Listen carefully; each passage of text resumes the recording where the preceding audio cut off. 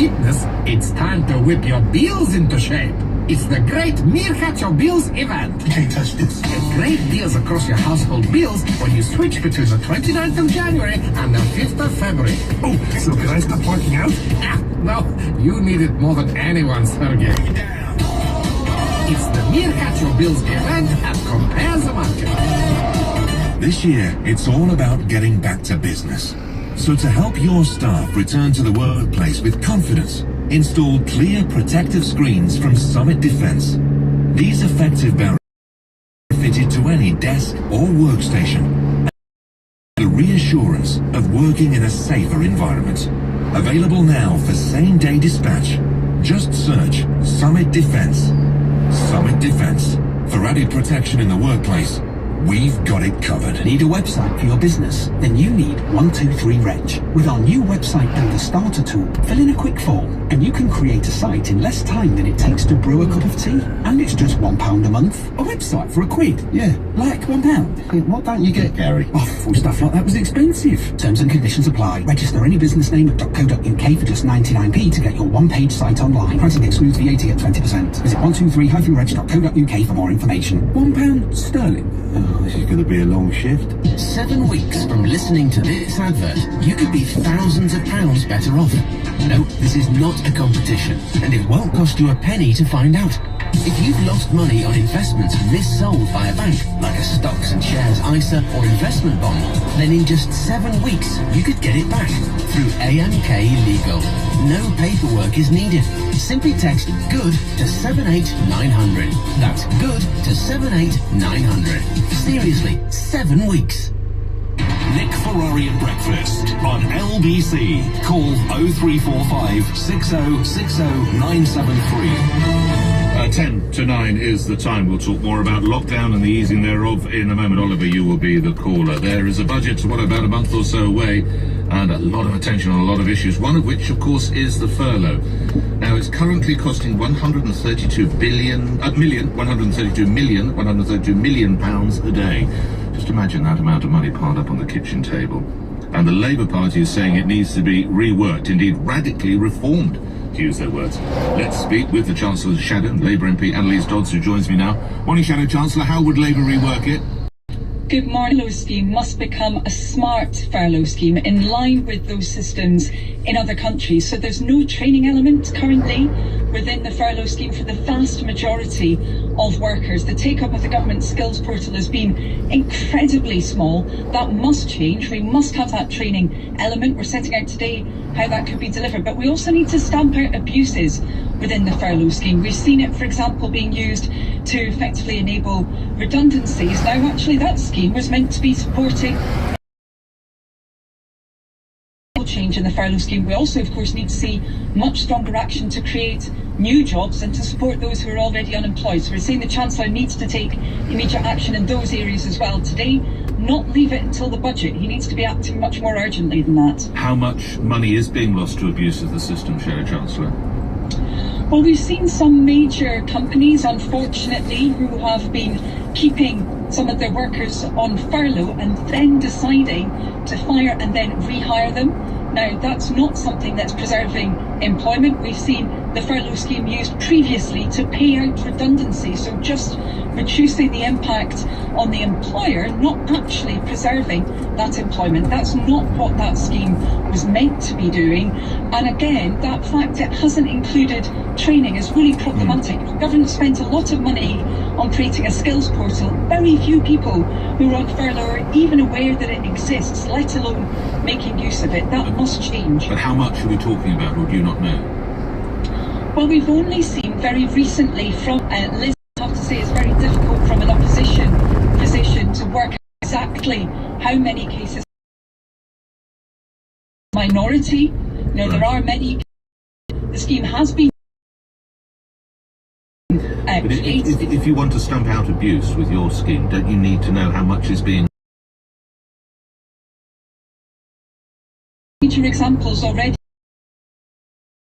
Well, surely when there's any example, Nick, of waste and abuse, surely we should say that there must be change there. I mean, that's absolutely very important. We need to know the scale of the problem. I mean, will it cost more, the Labour scheme, will it cost more or less than £132 million a day?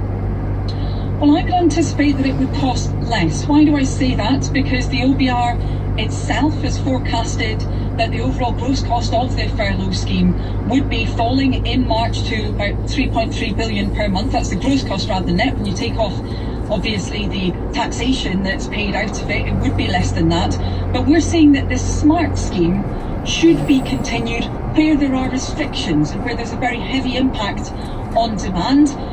Would be possible, as indeed the government itself said it would be putting in place, to have a revenue test for those businesses subject to very, very heavy pressures on demand into the future. And I think we need to compare that to the cost of not acting. We saw a big bump in additional unemployment where the Chancellor took so long to announce what was going to happen with furlough. Previously, we remember he changed his mind just 5 hours before to change.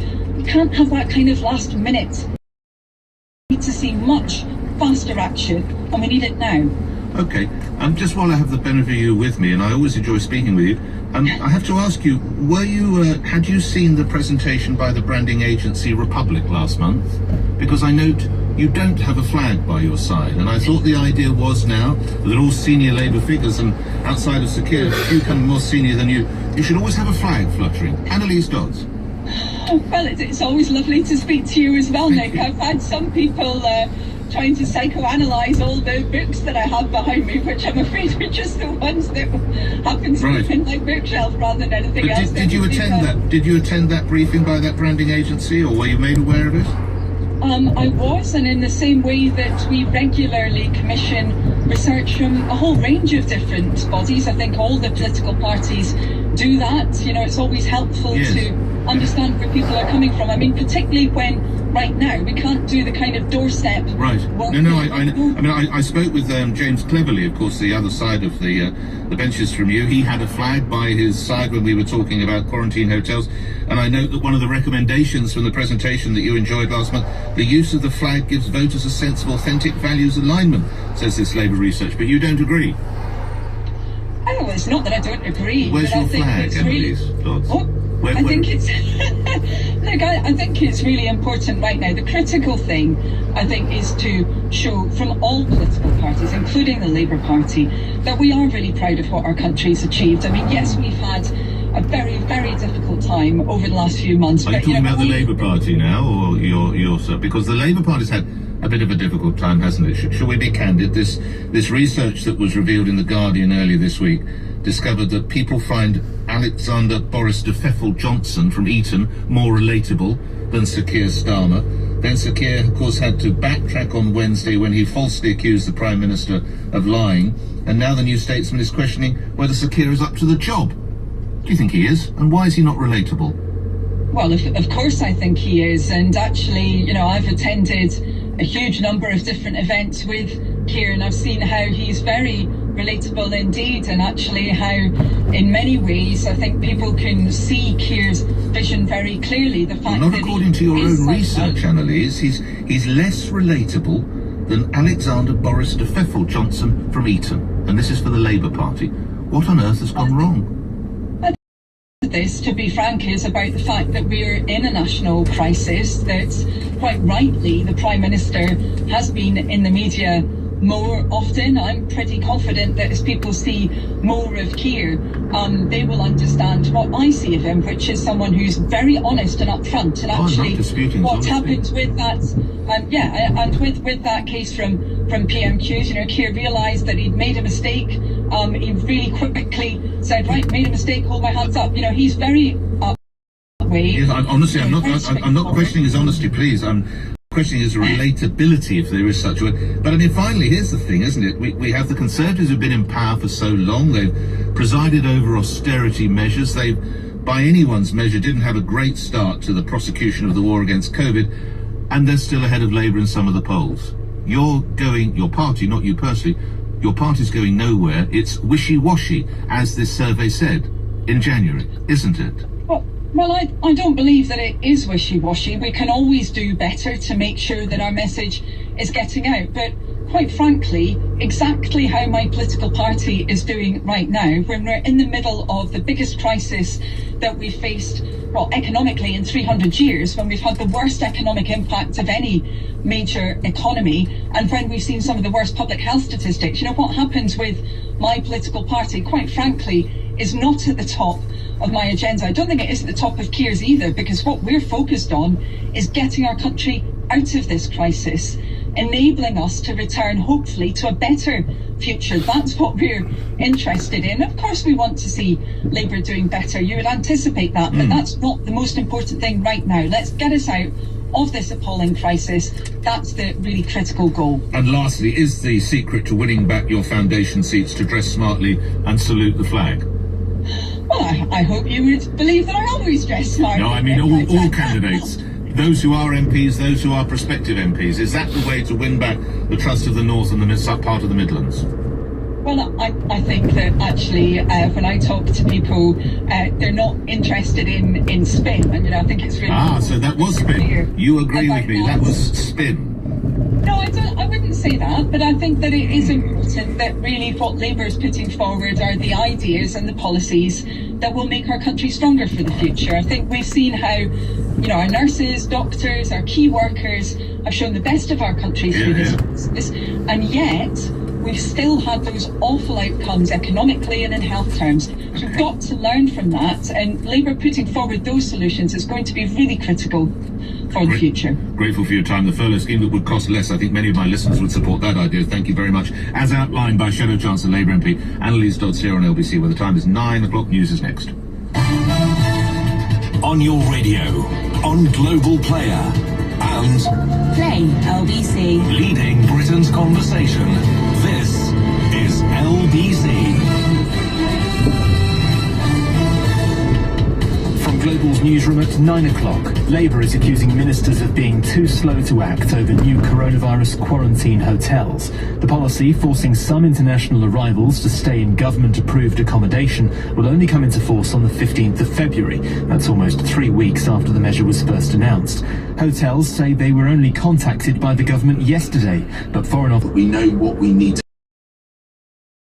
The idea that this has come as a surprise hotel concept, I think, is an unfair accusation. The rule is designed to stop new strains of coronavirus being imported to the UK from abroad. Around 15 million households could see their energy bills go up by almost £100 a year. The regulator Ofgem has decided its price cap will rise from April, so suppliers can pass on the cost of rising gas and electricity prices. Customers on default and prepayment tariffs face higher bills. It's understood at least one person has been stabbed outside a hospital in Kilmarnock. Cross House Hospital had to be placed in lockdown for several hours last night. Serious incidents in the area. The government's been accused of being unconcerned about whether a company was potentially profiting from England's free school meals programme. MPs on the Public Accounts Committee say ministers failed to secure better value for money for taxpayers when Edenred's contract was renewed. The firm has apologised for delays in families receiving vouchers, but rejects that it made a profit. The railway line to the Scottish Highlands has been shut because of snow. Forecasters say wintry weather could pose a risk to life in parts of the country today. There's an amber weather warning in place. A virtual parish council meeting has gone viral after it descended into chaos. Handful.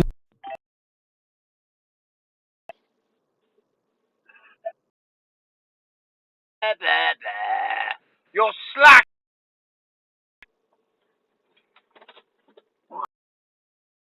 Oh, I'm here at Vetcher.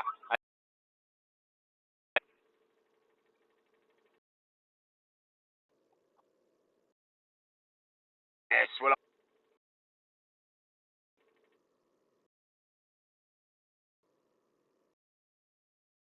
he's giving all his money away.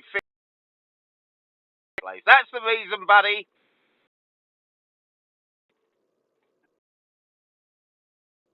Oh, no.